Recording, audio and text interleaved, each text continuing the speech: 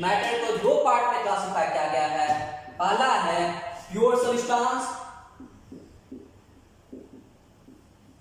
और दूसरा impure substance.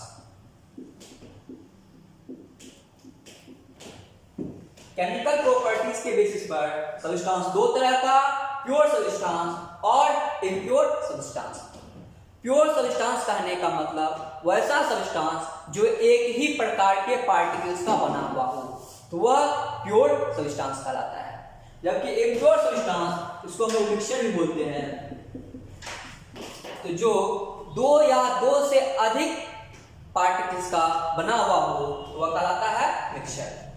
तो प्योर सब्सटेंस फिर दो तरह का, एलिमेंट और कंपाउंड। प्योर सब्सटेंस दो तरह का, एलिमेंट और कंपाउंड। एलिमेंट कहने का मतलब हुआ कि वैसा सब्सटेंस जो एक ही प्रकार के एटम का बना हुआ हो, तो वह कहलाता है एलिमेंट। तो element consist of only one type of particles, only one type of atom। तो एलिमेंट वह सब्सटेंस जो एक ही प्रकार के एटम का बना हुआ हो, उसको बोलते हैं एलिमेंट।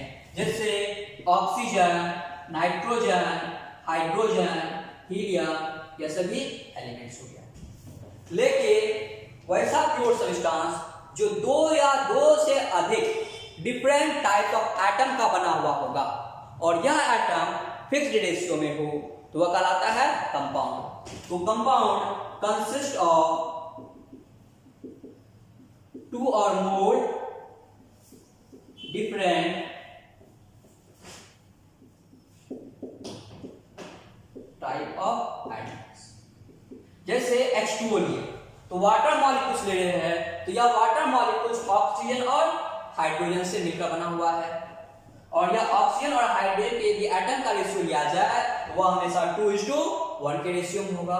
उसी तरह से कार्बन डाइऑक्साइड मॉलिक्यूल्स, यह भी कार्बन और ऑक्सीजन दोनों अलग अलग एटम है, इससे मिलकर बना हुआ है, और कार्बन और ऑक्सीजन का एटम का रेशियो 1:2 के रेशियो में है।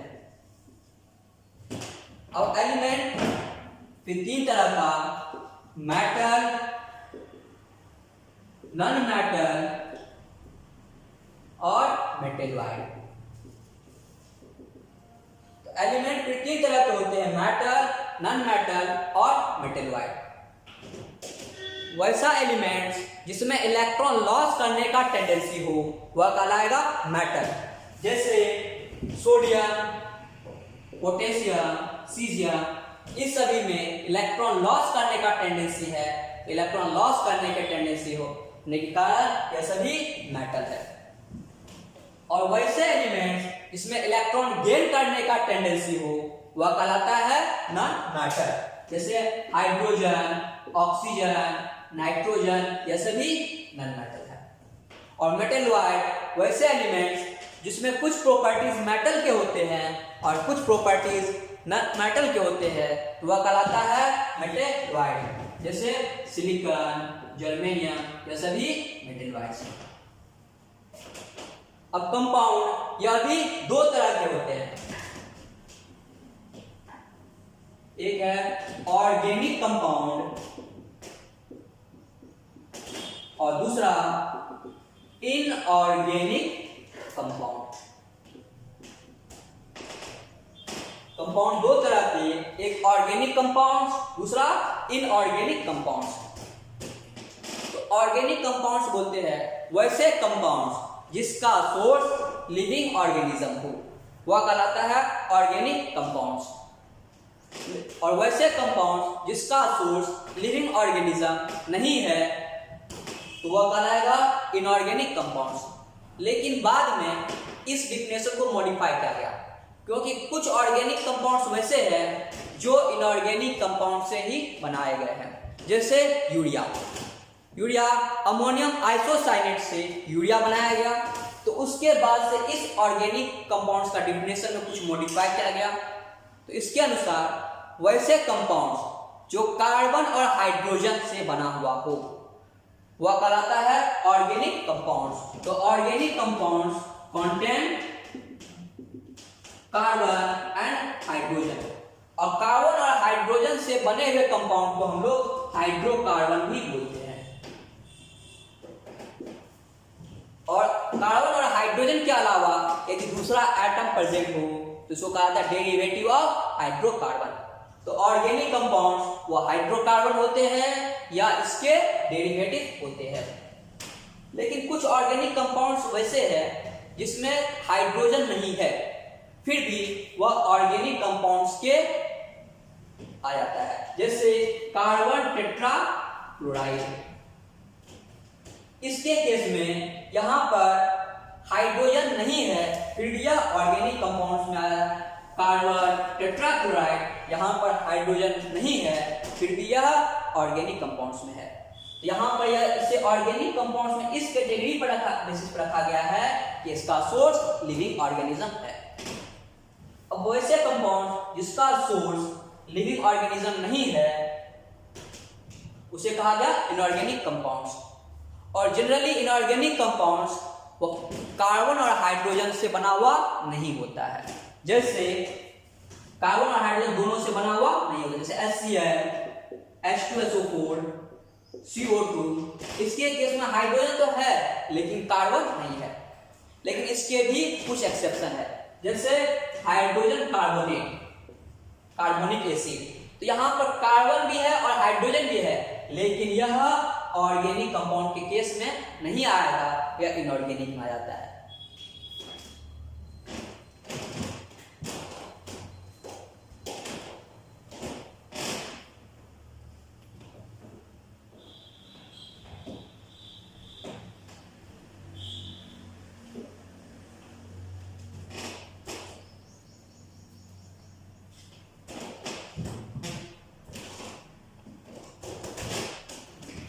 अब चलते हैं इनऑर्गेनिक इम्प्योर सब्सटेंस में। इम्प्योर सब्सटेंस क्या किसी बोलते हैं? मिक्सचर। इम्प्योर सब्सटेंस या मिक्सचर। तो वैसे सब्सटेंस जो दो या दो से अधिक कंपोनेंट्स को मिलाने से बनता हो तो वह कहलाता है मिक्सचर। जैसे मान लिए पानी लिए, वाटर, और इसमें शुगर मिला दिए, तो वाटर और शुगर के मिलाने से जो सॉल्यूशन बनेगा वह मिक्सचर हो गया। चावल लिए, दाल, इस दोनों को यदि मिला दे रहे रेंडमली तो यह भी हो जा रहा है मिक्सचर। अब मिक्सचर का जो मिक्सिंग कैसे हुआ है दो पार्टिकल्स, उसके बेसिस पर मिक्सचर दो तरह का, एक है होमोजीनियस मिक्सचर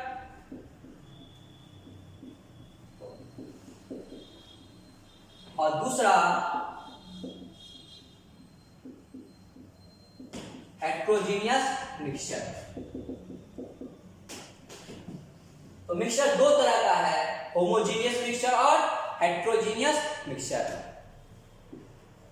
तो होमोजीनियस मिक्सचर कहने का मतलब हुआ कि वैसे मिक्सचर जिसका पार्टिकल्स वह यूनिफॉर्मली डिस्ट्रीब्यूटेड हो तो वह कहलाता है होमोजीनियस मिक्सचर। जैसे एक ग्लास लिए, उसमें पानी लेते हैं, इसमें हम लोग सॉल्ट डाल दे रहे हैं।